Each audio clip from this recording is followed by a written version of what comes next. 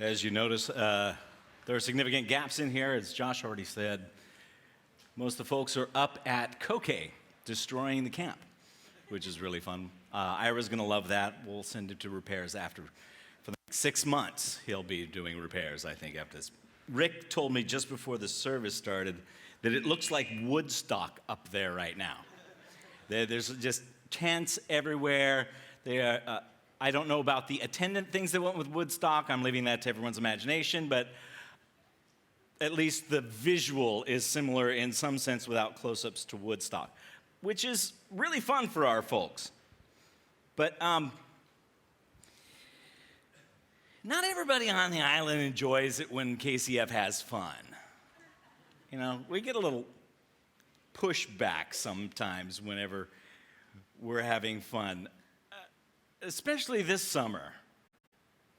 There's a photo that went out on social media of our youth going to Queen's Bath. How many of you are aware of that? Good. Yeah, you read the paper. Yeah. And, oh, the opinion. I don't know how we've managed to train an entire society just to give opinions without any kind of facts, but we've done that effectively, you know. As a social scientist, it's fascinating to me, but I was talking, you know, that the kids had gone down to Queen's Bath, and everyone was outraged that a Christian organization would take kids to Queen's Bath, you know, because they're all going to die, you know, as they've done every summer when we've taken them there, you know. We go through more kids here at KCF. It's horrible. They're disposable. But I was talking just this last week with one of the folks up on the North Shore, and he and his wife have the house that's right next to the trail access to Queen's Bath. And he was saying, you know, I've done the research. And my heart just went to him there in the first place. Like, this is a guy who actually has done the research. He says, I heard all the controversy. I went back and I did the research. And he's lived there for a long time. He said, I could only find one person who has died in the summer at Queen's Bath in the last 20 years. Only one person in the summer who has died at Queen's Bath in the last 20 years. It's all winter deaths when the big swell is hitting up there. But people have opinions anyway, right? And he said, and up past that, they included Queen's Bath in the entire region of the coast, so it's impossible to tell. And he said, and this would interest me, he says, and you know how they die. Like, water? He says, I've seen it happen over and over again. I'm sorry, I'm slipping into a Scots accent because that's how he talks. He says, I've seen it happen over and over again. They sit there with their camera, and they wait until they see a great big swell. And then they run out to the rock ledge to try to get the biggest selfie they can with the largest wave behind them. And all God's people said, ooh. That is ill-advised behavior. First off, waterman's rules. Any waterman here? Okay. Number one rule of being a waterman, what is it? Never turn your back on the ocean. The second, or the first is attendant to the second. They're sort of equal. Always respect the ocean. Always, always, always respect the ocean. Never turn your back to an oncoming set. Never turn your back on the ocean, period, because it will kill you. Now, running out to the largest swell you can possibly find in order to frame yourself against that shows one of two things. Either one, it shows that there is a lack of grasp of the situation, just how dangerous it is. Or two, it shows an overestimation of the self. Like, I know that this is tremendously dangerous, but not for me. See, our actions have an interesting way of revealing inner understanding. So either you don't grasp it or don't believe that those waves really will kill you, or you believe that you're above it. One of the two. Because one of those beliefs has to be operating. You wouldn't jump out of an airplane without a parachute, because you would believe that you would be overcome. But if you go run out and do that, it means that you believe that either it's not going to hurt you, that nature is simply a large amusement park run by God for free admission, or that you think that you're better than that and you can get away with it. Now, I want us to look at just a couple of moments that are similar, and I want to make sure that we do not overestimate ourselves as we examine the things that others have done, because that would put us in the same category. But we want to look at these as cautionary moments. Just a couple of things. Can you put a photo up here? Thank you. You know what this is? Anybody know what this is? Come on. It is what? It pulls trees out. Yeah, and anything else that gets in its way, correct? Good. Pretty innocuous looking, correct? Old. This was abandoned in 1986. Next photo, please. Here's someone taking a picture of it. This, by the way, is the claw that was used to pull debris out of Chernobyl. Okay? It's a claw that they used, because when Chernobyl exploded and it blew all the stuff all over the houses, they used this claw to take the pieces of the reactor core and put them back into the hole. This claw radiates, what was it? It's something like 200 to 300 times ordinary background radiation. It's still hot. It's been 33 years, but it's still hot. They dumped it in the middle of the forest, and note how much stuff grows around it. The claw. People now, because of the series Chernobyl, are making trips to go visit the claw and take photos with it, which is ill-advised. They dumped it in the forest because it was radioactively hot for a reason. And that's because it will kill you. The guide said, apparently, to this archaeologist, "You want to go see it?" And he took a Geiger counter. The guy said, "Don't touch it. Don't touch it." Because apparently just touching it will expose you to enough to hazard your health permanently. Recently, it was just I think it was earlier this month, a couple died trekking to the bus featured in the movie Into the Wild, where a guy went out into the Alaskan wilderness and died. So here's an idea. Somebody died there because they went out there. Let's go. That doesn't make sense unless you don't really believe that it's a hazard or you think that you're better than that. Earlier this year, a fellow named, actually his name was Weber, his last name. He was a tiger trainer for an Italian circus. Tiger trainer. Yep, training tigers. One of them just bit him in the neck and killed him, and then the 4 tigers he was trying to train played with his body for about 20 minutes until they could get somebody to pull it away. That's because those are tigers that live on animals about the size of us for food. If you've ever looked a tiger in the eye, you'll see it has one thought: can I eat you? No, I can. Can I get to you? Another photo here. You know what this is? Any guesses?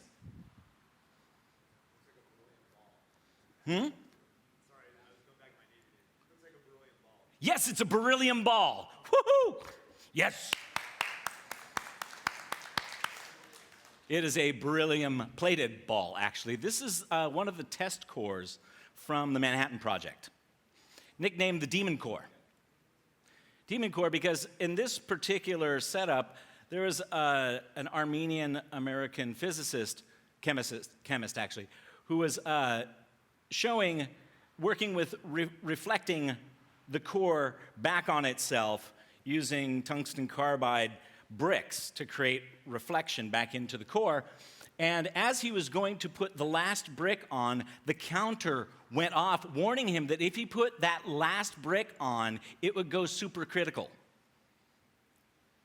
And he slowly started to pull his hand away and slipped and dropped it on there. And when he dropped it on there, it went supercritical and exposed him to enough radiation in a flash, just microseconds. And he died, I think it was eight days later. Next picture. This is the same beryllium core. This time being manipulated by a guy named Slotkin. Now, Slotkin was also, this is a few months later, he was taking the beryllium halves and putting them slowly, holding them apart with a screwdriver and slowly putting them together above the core and experimenting with how fast the fission reaction spiked, knowing that if he closed it completely, it would go supercritical. As he was doing this, what happened? He slipped and dropped it, and it went supercritical, flash of light, radiation. He died a few days later. In fact, he exposed 7 people in the room to the same thing. The lesson is, don't touch it. If you know better, don't touch it. Unless you think, what? It's really not dangerous, or you're better, because you work with this stuff all the time.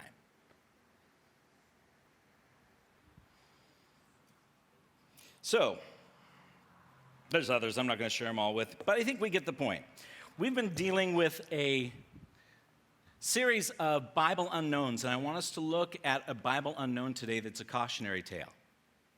It's a cautionary tale about presumption. In order to get a sense of it, we're going to go real quickly through the background.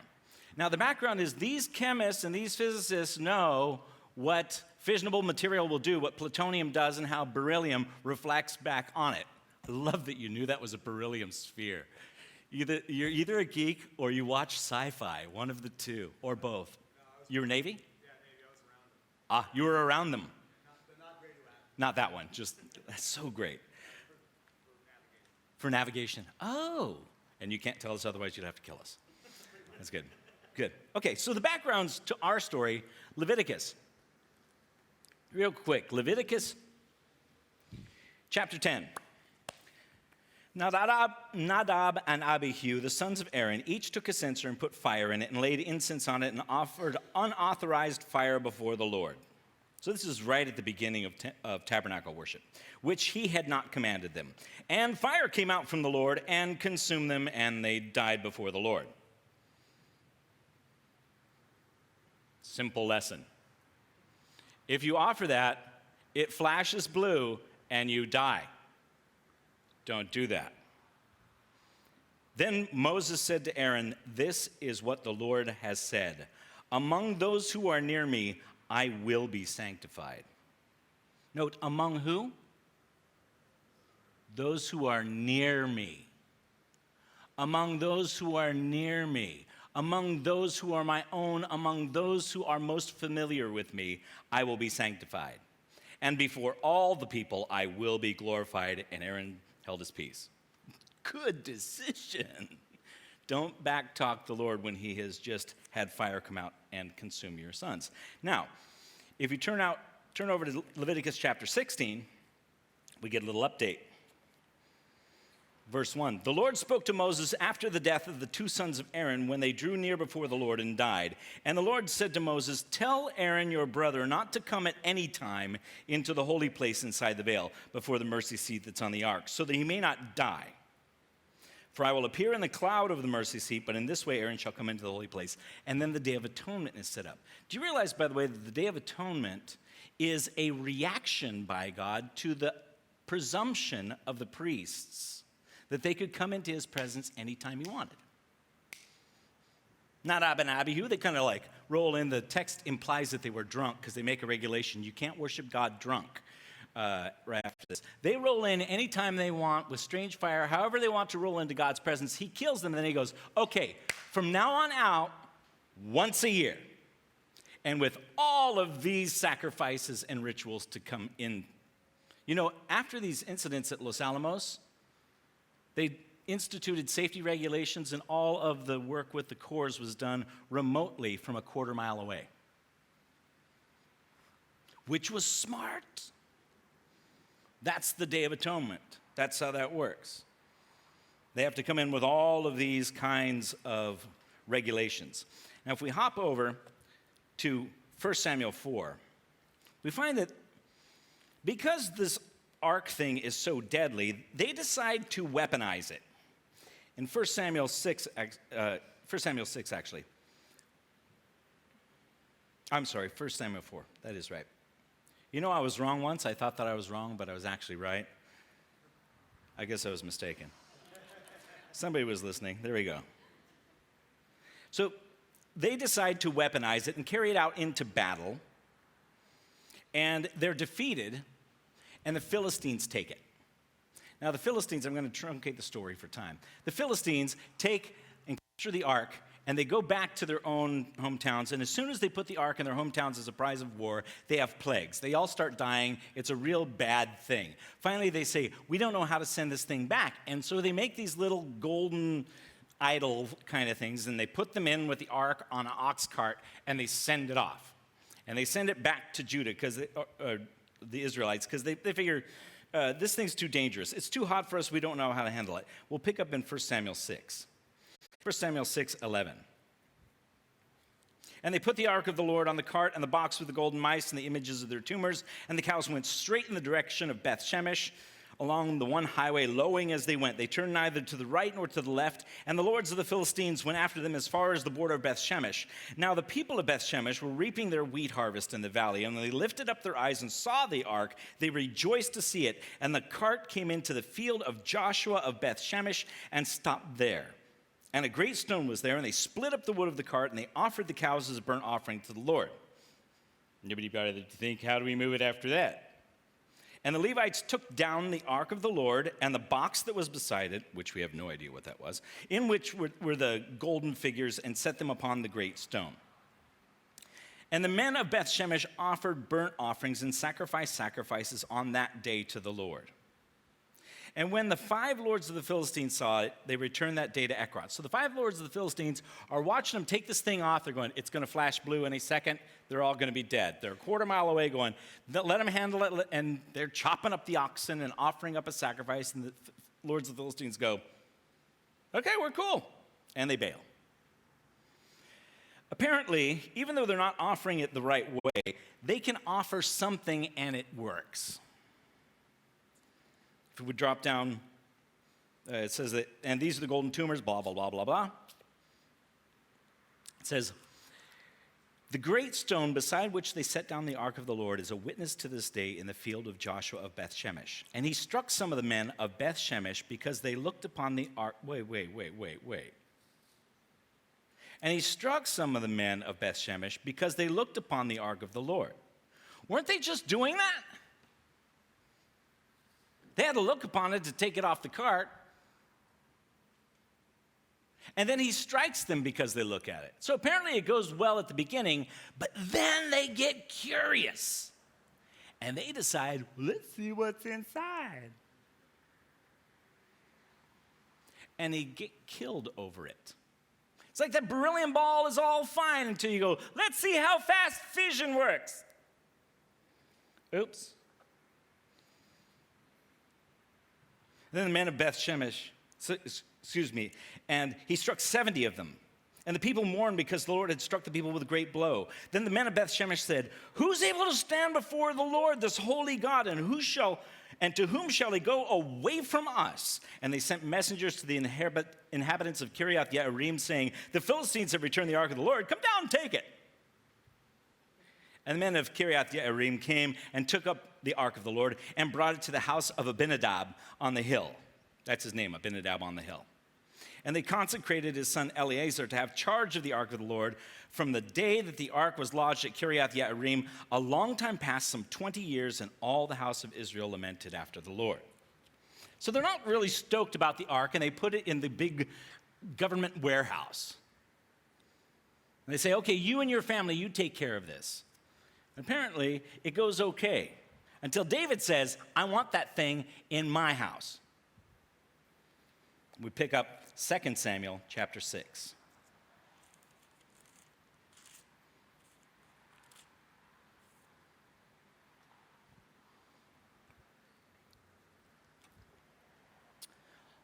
Look at verse 1. The ark of the Lord was in the country of the Philistines 7 months. And the Philistines called for the priests and the diviners, said, what shall we... I'm sorry, that's 1 Samuel 6. 2 Samuel 6. David again gathered all the chosen men of Israel, 30,000. And David arose and went with all the people who were with him from Baal Judah to bring up from there the ark of God, which is called by the name of the Lord of hosts, who sits enthroned on the cherubim. And they carried the ark of God on a new cart and brought it out of the house of Abinadab, which was on the hill. And Uzzah and Ahio, the sons of Abinadab, were driving the new cart. Okay, here's where it gets interesting. Who are Uzzah and Ahio? The sons of Abinadab. Who's Abinadab? He's what? He's the guy on the hill. What's his job? Be the custodian of the ark. How long has it been there? Over 20 years. And when they're moving it, the two sons, the guy who's been keeping it, one's in front. It says Ahio's in the front. It says they put on a new cart with the ark of God, and Ahio goes before the ark, and Uzzah's kind of to the side or behind it. Uzzah has been around this ark for over 20 years. It's been in his family's house. They're the local family on the hill. It's been under their care. It's like, hey, it's our ark. We're the guys who took care of it.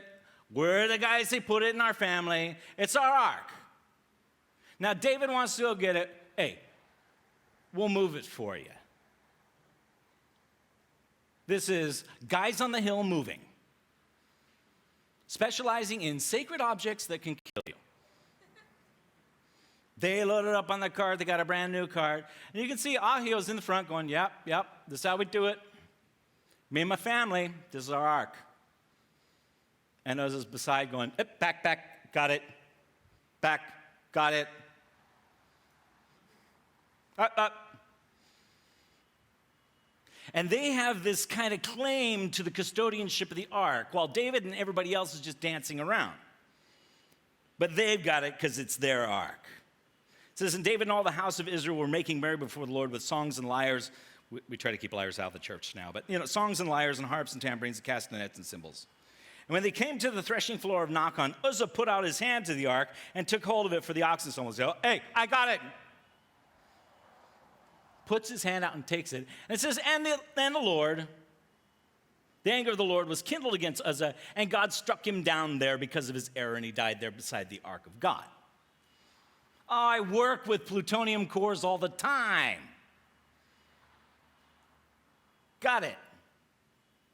You see, either he thinks that the ark is empty of power. I mean, if it was a massive capacitor falling off of the back of a truck fully charged with 10 billion volts, whatever it is. If you saw one of those, would you jump forward and grab it?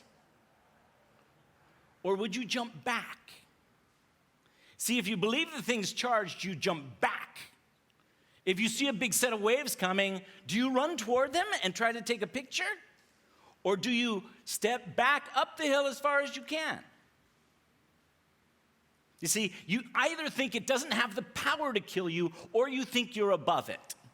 Because it's yours, and it's your family. And we've been doing this for over 20 years. See? And God says, that's not how you treat my stuff. Among those who are near to me, I will be held in honor. Those who are near. See, Scripture's really clear that the holy things of God are to be treated as holy, that they're His and not ours. The essence of holiness means not ours, His. Are we going to have fun? See, Uzzah embodies a text or an attitude. Psalm 94 says, talking about the wicked, and they say, the Lord doesn't see, the God of Jacob doesn't perceive. It's like, it's just a relic. It's just an emblem. It's just a symbol. We can treat it how we want. We can treat it as ours. If we go forward to 1 Corinthians 3, we hear Paul talk. 1 Corinthians 3. Paul the apostle familiar to us like waves. Do you not know that you are God's temple and that God's Spirit dwells in you? We are like, yeah, the Spirit dwells in. Look at the next verse. If anyone destroys God's temple, God will destroy him. But that's old stuff. That's just old relic stuff. This is our temple. We're the church. We do with it what we want. It's our church. We've been here over 20 years. We treat it as familiar. We treat it as ours, been in our family. God says, among those who are near to me, I will be held in honor. He says, it's not yours, it's mine. It's not yours, it's mine. Believe me, if I stand up here to talk, this puts the fear of God in me. This message cannot be mine, and it can't be what I want to say. Because God's service is not mine, it's His. God's message is not mine, it's His. God's church is God's church, God's temple. And like the ark, it needs to be treated as His. Paul says, later on we're not going to go there, but Paul says, actually we will, 1 Corinthians 11. Speaking of communion, verse 27, whoever therefore eats the bread or drinks the cup of the Lord in an unworthy manner will be guilty concerning the body and the blood of the Lord. Let a person examine himself then, and so eat of the bread and drink of the cup. For anyone who eats and drinks without discerning the body eats and drinks damnation on himself, or judgment. That is why many of you are weak and ill, and some have died. Oh, come on, you can't see radiation.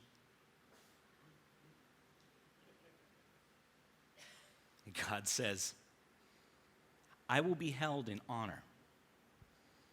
I believe that this is particularly poignant because the world around us treats religion as something that people do, that people have created for themselves, that people make and project as a way to see themselves through life, and that there's not really any divinity out there. They just need religion. But that is not Christian faith. Christian faith says there is a God there. He did die for you. He rose bodily from the dead, and He demands respect. He will come to judge the living and the dead. And we cannot hazard ourselves to say either, A, there's no power in it really except the social power of what we do, or B, we're above it. And we can treat it as our own because we want to. And only our actions make differences. I think this is particularly key in a society in which we treat marriage as a human institution. It's not a human institution. It's God's institution from day one of humankind's creation. We can no more take marriage and make it something of our own than we can take Mickey Mouse and decide that we are going to do obscene videos with the image of Mickey Mouse. You spend your life paying Disney if you try. Can't put the Apple sticker on whatever you build, and you cannot put the image of God any way you want it to be in marriage. It is God's institution. We are bought and paid for with the blood of Christ. We are not our own. We are bought with a price. You are holy. You are holy. You are holy. You are holy. You are not your own, and you can't steer your own life. And I can't steer my own life, and we can't steer our church as though it was ours. The witness of God in the world, the kingdom of God, and the mission of God are not ours to stretch out our hands to and adjust anytime we want because we think that they're in danger. God's work is God's work, and He expects us to treat it as sacred, including communion, marriage, our own breaths and heartbeats, our worship, our music, the way we kneel, the way we take communion, the way we baptize, our confessions of faith. None of it is ours. It's all the Lord's. And He will be held in honor. If we do not take that stance, I would say it reveals that either we believe God is powerless or we think too much of ourselves. And when it comes to God, that is not just ill-advised, it's a fatal mistake. I would encourage you, in your marriage is the Lord's. You have the burden to wear the face of Christ to your spouse. You may need to make an adjustment. You can't treat your marriage as your own. In the church is the bride of Christ. It needs to reflect his purity. Maybe we need to make adjustments. Your heartbeats and breaths are not yours. They're given to you by Christ. You're made in the image of God. You may need to make some adjustments. I think I do. And I want to call to us that we would make those adjustments together. Because apparently he doesn't care if you worship wrongly, but he does care if you're worshiping. Let's pray. Lord Jesus, we come to you with our busted up cards and our familiarity. And we bow before you. We ask you, Lord, have mercy on us. We don't mean to be presumptuous with your things. Show us how you would have us be toward you. Those who are close to you, we want to hold you in honor. So we give you ourselves, we give you this place, we give you all that we do. Back to you, Lord, back to you. In your name and to your glory. Amen. Pastor Rick's got a word.